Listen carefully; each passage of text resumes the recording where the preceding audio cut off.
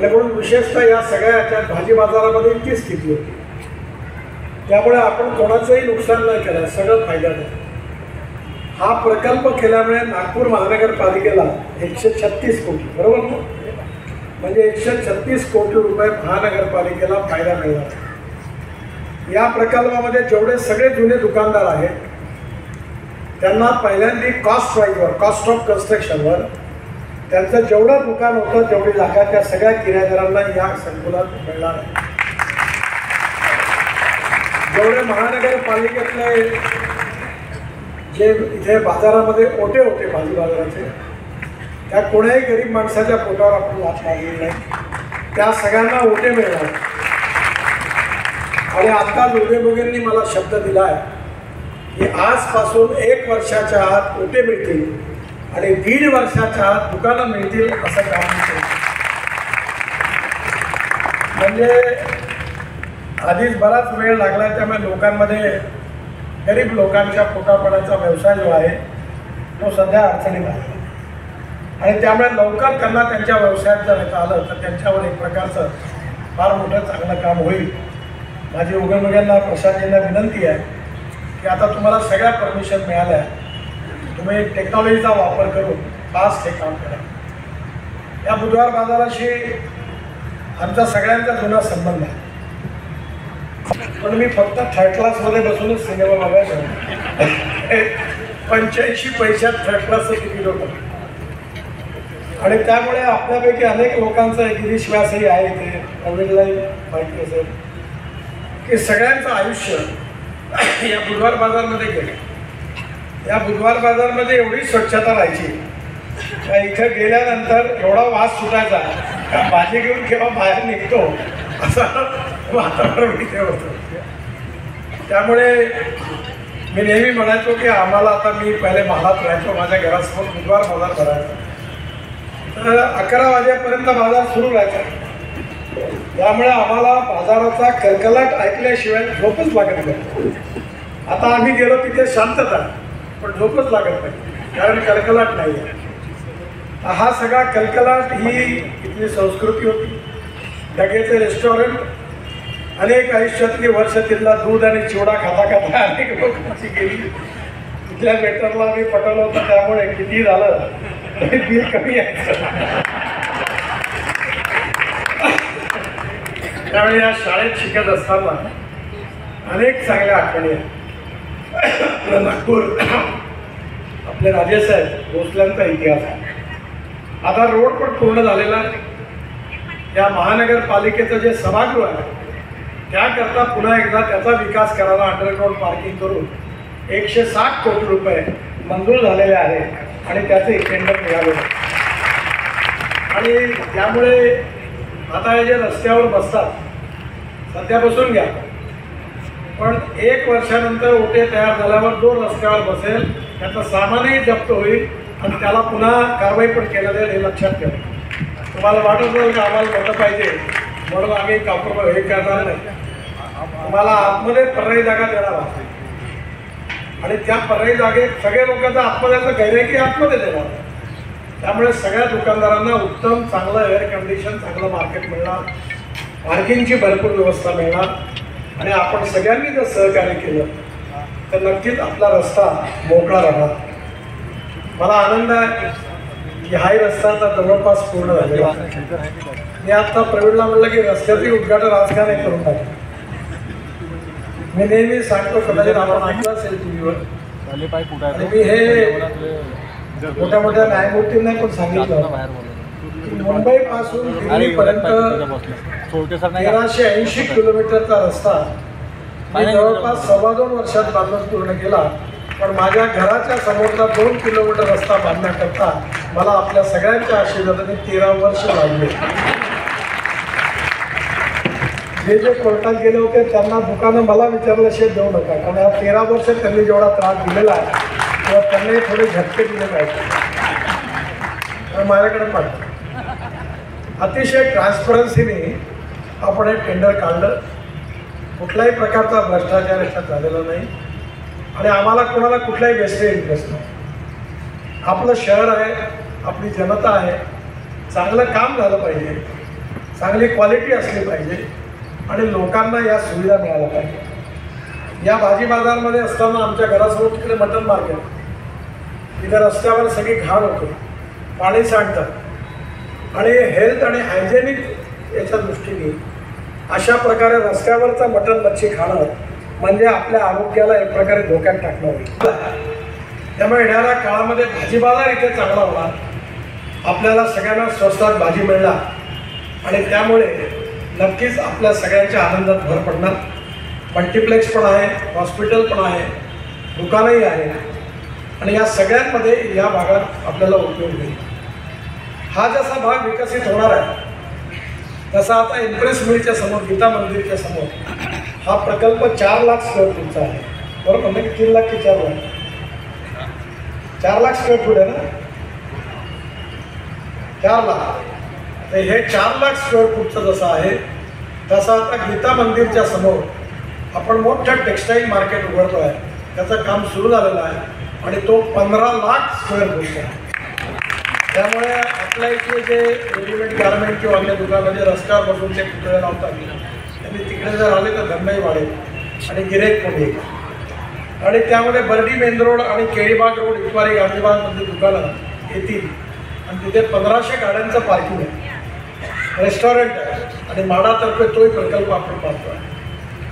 त्याचबरोबर सोपता भवनचाही विकास करण्याचा आपण ठरवलेला आहे. त्याचंही टेंडर निघणार होतं पण तिथे काही लोकांनी असा मुद्दा मांडला की बगीच्याची काही जागा थोडीशी 3,000 फूट येत होती.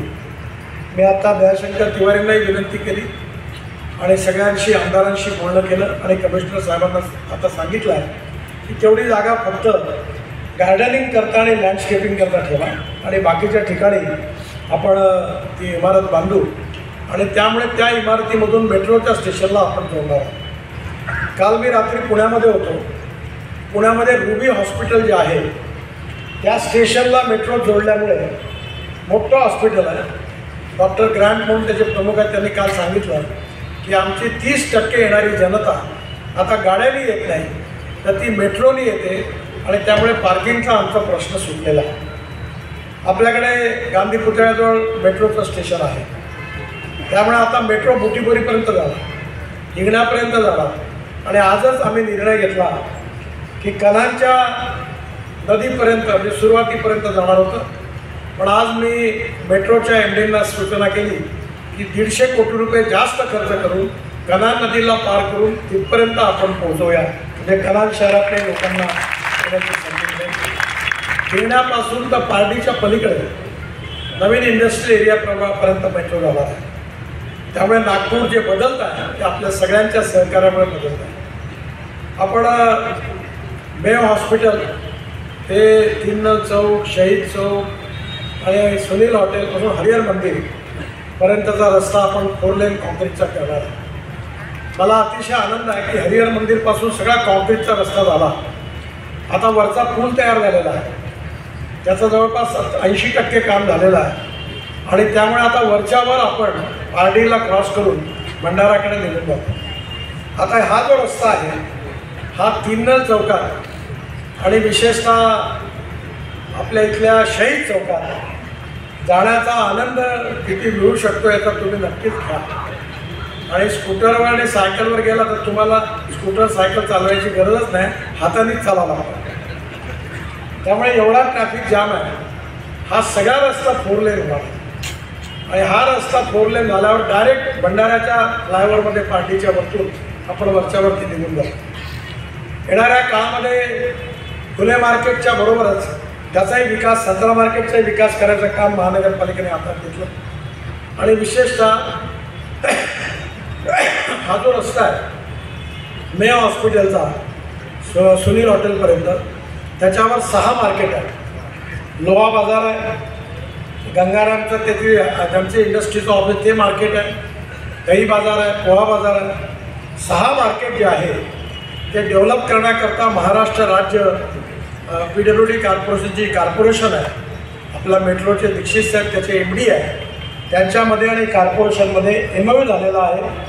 कामाला सुरुवात झालेली आहे. लवकरच त्याचं टेंडर निघेल आणि 6 ठिकाणी पार्किंग सहित उत्तम मार्केट आपल्या या इतवारी भागात तयार होते. मला अतिशय आनंद आहे की या सगळ्या विकासामध्ये आपण कुठेही कोणा दुकानदाराला डिस्टर्ब केलेलं नाही आहे. जो कोणी दुकानदार असेल त्याला पुन्हा तेवढ्याच पैशामध्ये जेवढी जागा होती तेवढी त्याला मिळणार आहे. आणि आता नागपूर नागरिक बँक, शिक्षक सहकारी बँक मुंडेसाहेब आज नाही आहे, पण आपण सगळ्यांना जर लोन पाहिजे असेल तर बँकेतून लोन देखील उपलब्ध करून देण्याकरता आम्ही आपल्या सगळ्यांना मदत करू. फक्त ओट्याचा रेट काय मला माहिती नाही, पण तोही कमीच ठेवला पाहिजे अशी विनंती मी आयुक्तांना करीन. कारण शेवटी गरीब माणसाचं कल्याण झालं पाहिजे हीच आमच्या सगळ्यांच्या मनामध्ये भावना आहे. हा रोड पण आता आपला चांगला झालेला आहे. या रोडबरोबर आता शाह टॉकीज चौकापासून गांधी गेटपासून म्हणजे आपल्या गांधीबागपासून पलीकडे राजबागच्या पलीकडे आपण नागपूर शहराच्या बाहेर मोठा एलिव्हेटेड रोड उड्डाण पूल बांधतो आहे. त्याचंही काम जोरात सुरू आहे. एकाच वर्षाच्या आत ते काम पण पूर्ण होईल आणि त्यामुळे नागपूरचा खालचा ट्रॅफिक जो आहे तो नक्कीच ट्रॅफिक कंजेशनपासून नागपूर शहराला मुक्ती मिळेल. नागपूर शहर हे देशातलं पहिलं शहर आहे जिथे आपण 24/7 70% लोकसंख्येला पाणी देतो. मला आठवते ज्यावेळी मी तरुण कार्यकर्ता होतो तेव्हा कॉर्पोरेशनच्या प्रत्येक मिटिंगवर आम्ही मोर्चा घेऊन यायचो. एकनाथराव जो मी आमचा हाच काम गिरीशला माहिती असेल, कारण पाणी देत नाही आणि म्हणून पाण्याकरता साध्या प्रभाकरला धक्के होते. एकनाथराव जो होते आम्ही सरकार दरवेळेला महिला पुरुषून गाडे मडके आणून तिथं फोडायचो आणि त्यामुळे आज पाण्याची चिंता मिटली, आज स्वच्छतेची चिंता मिटली आहे. भांडेवाडीला आपण जो कचरा तयार करतो आता त्यातून कचऱ्याचा जो प्रकल्प आहे त्यातून आपण CNG आणि LNG तयार करणार आहे गॅस, आणि त्या गॅसवर नागपूरचे ट्रक बसेस चालवणार आहे. त्यातून प्रदूषण कमी होणार. तुमच्या घरातलं टॉयलेटचं पाणी शुद्ध करून ते विकून 300 कोटी रुपये कमवणारी आपल्या देशातली पहिली महानगरपालिका म्हणजे नागपूर महानगरपालिका. आणि आता इकडे आपण लंडन स्ट्रीटची जागा केवळ 2.5 कोटी रुपयामध्ये मिळवली आणि आता तिथे जवळपास महानगरपालिकेला 2.5 कोटी रुपयाच्या इन्व्हेस्टमेंटमधून 2,500 कोटी रुपयाचा फायदा होणार. परंतु या सगळ्या फायद्यातून माझी आयुक्तांना विनंती आहे की नागपूर शहरामध्ये कमीत कमी 300-400 खेळाची उत्तम मैदानं तयार झाली पाहिजे. नागपूर शहरातल्या प्रत्येक वस्तीमध्ये उत्तम बगीचे तयार झाले पाहिजे. नागपूर शहरामध्ये 1 लाख वस्तीच्या मागे फ्रूट व्हेजिटेबलचे उत्तम स्वच्छ बाजार असले पाहिजे आणि नागपूर शहरामध्ये मटन मच्छी चांगले मार्केट असे 25 मार्केट्स मटन मच्छीचे आणि भाजीचे तयार केले पाहिजे. आज रस्त्यावर पाणी पडतं, लोक घाणेरड्या याच्यात ते सगळी भाजी खरेदी करतात. पावसाळ्यामध्ये पण खूप आपलं नुकसान होतं एकंदरीत रोगराईच्या दृष्टीने आणि म्हणून आपण पूर्व नागपूर आणि मध्य नागपूर हा लोखंडी पुलाच्या अलीकडला भाग जो आहे याच्या विकासाला विशेष रूपाने प्राधान्य दिलं आहे. आणि म्हणून माझी आपल्या सगळ्यांना विनंती आहे की हा सगळ्या चांगल्या होण्यामध्ये आपल्या सगळ्यांच्या सहकार्याशिवाय हे काही शक्य नाही. काही ठिकाणी मस्जिद येते आणि काही ठिकाणी मंदिर येतात. आपण कोणाच्या विरुद्ध नाही आहे आणि म्हणून या सगळ्याच्यामध्ये आपण ज्यावेळी काम करतो आहे तेव्हा रस्ता मोठा करत असताना काही वेळा गरज पडावी लागते. पण मी देवेंद्रजींना धन्यवाद देईन की नगरोत्थान कार्यक्रमाच्या अंतर्गत नागपूरचे हे सगळे रस्ते मोठे करण्याकरता त्यांनी आपल्याला निधी उपलब्ध करून दिला आणि मी भारत सरकारच्या सेंट्रल रोड फंडातून मी हे सगळ्या रस्त्याकरता कामं दिली. आणि एवढंच नाही तर मी नेहमी म्हणतो की हा रस्ता आपल्या नागपूरला मी आपल्या घरासारखं नाही, नागपूरच्या जनतेला आपल्या परिवारासारखं आणि त्यामुळे या भागामध्ये नागपूरच्या जनतेला चांगल्या सुविधा मिळायला पाहिजे. नागपूरच्या तरुण माणसाला रोजगार मिळाला पाहिजे. मला आनंद आहे की आज मिहानमध्ये जवळपास 68,000 तरुण मुलांना रोजगार मिळालेला आहे. म्हणजे आज आपल्या शहराचा सर्वदूर मेट्रो आली. आता इंटरनॅशनल एअरपोर्ट सुप्रीम कोर्टात अडकला. हजनी आणि मेन स्टेशनचं ऑलरेडी काम सुरू झालेलं आहे. नागपूर शहरामध्ये 1200 कोटी रुपयाचा लॉजिस्टिक पार्क बनतो. नवीन नवीन इंडस्ट्री आपल्याकडे येतात आहेत आणि या सगळ्याच्या माध्यमातून आपलं शहर देशातलंच नाही तर जगातलं सुंदर शहर व्हावं. आपल्या जनतेला त्यांच्या उत्पन्नाची साधनं वाढावी तरुण मुलाच्या हाताला काम मिळावं, शहरामध्ये स्वच्छता असावी आणि व्यापारी संकुलाच्या माध्यमातून उद्योग व्यापार वाढावा, हाच प्रयत्न आपल्या सगळ्यांच्या आशीर्वादाने आम्ही करण्याचा प्रयत्न केला.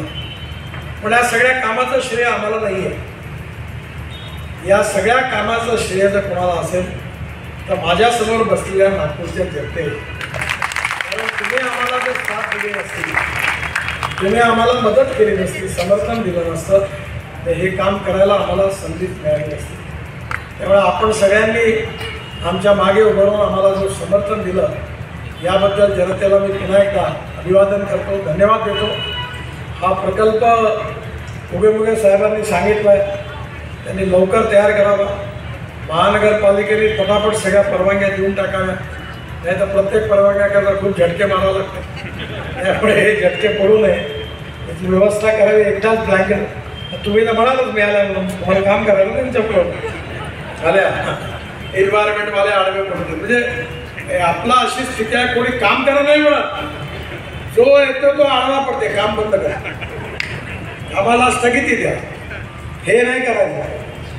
पण आपण सगळ्यांच्या प्रयत्नांमधून सगळे अडथळे आता पूर्ण झाले आणि त्यातून आता हे काम चांगलं. हे एक मार्केट नाही, असे अनेक मार्केट जर महाल इतवारी भागात तयार झाले तर आपल्या शहरात रस्त्यावरची गर्दी दूर होईल आणि आपल्या सगळ्यांना एक सस्टेनेबल डेव्हलपमेंट मिळून आनंदाचं जीवन जगता येईल असा मला विश्वास आहे. मी पुन्हा एकदा या प्रकल्पाकरता महानगरपालिकेलाही धन्यवाद देतो. प्रवीण दटके, विकास कुंभारे, बंडू राव, सगळ्या भागातले जे कॉर्पोरेटर आहेत, बाकी सगळेच कॉर्पोरेटर, या सगळ्यांनी या कामात सहकार्य केलेलं आहे आणि मला विश्वास आहे की आता टाऊन हॉल पण आपला चांगला होणार आहे. आणि एक एक गोष्ट कल्याणेश्वर मंदिराचाही प्रकल्प आता जवळपास मोठा प्रकल्प होतो आहे. आता 91 कोटी रुपयाचा आपण मोठं मंदिर बांधणार आहे त्या ठिकाणी आणि त्या ठिकाणी अंडरग्राऊंड पार्किंग आहे 350-400 गाड्यांचं. आणि त्याचबरोबर त्या ठिकाणी त्या मंदिरामध्ये प्रवचन होऊ शकेल, उत्तम कार्यक्रम होऊ शकेल अशी उत्तम व्यवस्था केलेली आहे. कॉर्पोरेशनच्या कर्मचाऱ्यांच्या बँकेला वेगळी एंट्री देऊन त्यांना आहे तेवढंच एअर कंडिशन उत्तम त्यांचं ऑफिस बँकेचं आपण बांधून देणार आहे. आणि त्या ठिकाणी योगासन असेल, प्राणायाम असेल, प्रवचन असेल, आपण निर्णया प्रकारचे कार्यक्रम वर्षभर होतील आणि एक मोठा हॉल त्या ठिकाणी आपल्या सगळ्यांच्या सांस्कृतिक आणि धार्मिक कार्याकरता उपलब्ध होणार आहे. मला अतिशय आनंद आहे की या एक एक प्रकल्पामुळे आपल्या सगळ्यांच्या आनंदात भर पडणार आहे आणि त्यामुळे येणाऱ्या काळामध्ये आपल्या महालातलं पण जीवन क्वालिटेटिव्ह उत्तम सुधारणार आहे आणि मी पण लवकरच इकडे महालात राहायला येणार आहे. माझे घर बांधायला खूप उशीर झाला, खूप वेळ गेला, मला लवकर यायचं होतं. मला लोक विचारतात, आता मी जातो 11व्या मजल्यात, हवा फार चांगली आहे. त्या म्हटलं एवढ्या चांगली हवा आहे, तुम्ही आता काही महालात जाणार नाही. मी सांगितलं माझा जन्म महाल सत्याग्रहात झाला, माझं बालपण महालात गेलं, आता मरण्याच्या वेळी देखील मी महालातच झाला. त्यामुळे महाल काही नाही. त्यामुळे पुन्हा एकदा मी इथे आता लवकरच राहायला येणार आहे. आपल्या सगळ्यांशी पारिवारिक संबंध आणि प्रेम हीच आमच्या सगळ्यांची शक्ती आहे. आपल्या सगळ्यांचं हे प्रेम आमच्या सगळ्यांच्या मागे राहिलं. त्यामुळे जात, पंथ, धर्म, भाषा आणि पारखी याचं कुठलंही डिस्क्रिमिनेशन न करता सगळ्यांना बरोबर घेऊन हा काम करण्याचा प्रयत्न आपल्या सगळ्यांच्या सहकार्याने आम्ही सगळ्यांनी केलेला आहे. महानगरपालिकेने आता मी धन्यवादच देतो, कारण फार जास्त बोलत होतीच न्यूज बनते. त्यामुळे पहिले मी म्हटलं होतं की मी नाही म्हणलं आहे, कारण मला लाज वाटतं म्हटलं बोलू का, इतका उशीर झालेला. पण नंतर प्रवीण मला म्हणाला नाही या वेळी, कारण शेवटी लोकांसमोर इतका उशीर लागल्यानंतर कधी कधी मला मी मुंबईमध्ये 55 उड्डाणपूल जेव्हा बांधले ते देखील एवढा वेळ नाही लागला. आणि उड्डाणपूल बांधायला मी एक सिस्टीम केली होती की जो 1 दिवस आधी बांधेल त्याला 1 लाख रुपये हवा आहे आणि 1 दिवस लेट करेल त्याला 1.5 लाख रुपये दंड. पण आता जे काय असो शेवट चांगला झालेला आणि त्यामुळे पुन्हा एकदा सगळ्या या ठिकाणी भाजीपाल्यामधले काम विकणाऱ्या भाजी विकणाऱ्यांना, ओट्यावर बसणाऱ्यांना, ज्यांना दुकानं आहे त्यांना दुकानं मिळणाऱ्यांना आणि असं तुमचं मार्केट बनेल. हे जे रस्त्यावर बसले आहे ना याची दुकानं नाही चालणार, ते आतमध्ये आले तर चालते, कारण गिऱ्हाईक आता आतमध्येच भेटणार. आणि आताच तुम्ही आतमध्ये या, म्हणजे तुमचा उद्योग व्यवसाय चांगला वाढेल. पुन्हा एकदा आपल्या सगळ्यांना खूप खूप शुभेच्छा. धन्यवाद. नमस्कार.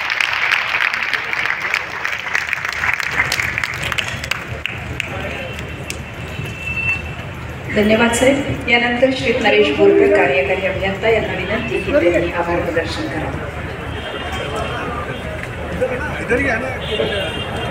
धन्यवाद सर. आजच्या या बुधवार बाजार महाल येथील व्यावसायिक संकुलाचे भूमिपूजन व 6 आयुष्यमान आरोग्य मंदिरांचे लोकार्पण या कार्यक्रमाचा आपण आपला बहुमूल्य वेळ दिला त्याबद्दल आपले आभार मानतो. इथे उपस्थित सर्व मान्यवर, उपस्थित सर्व जनता यांचे सगळ्यांचे इथे उपस्थित झाल्याबद्दल मनपातर्फे आभार मानतो. सर्वांना एक विनंती आहे की छोट्याशा स्नॅक्सची व्यवस्था केलेली आहे गेटच्या बाजूला. सर्वांनी त्याचा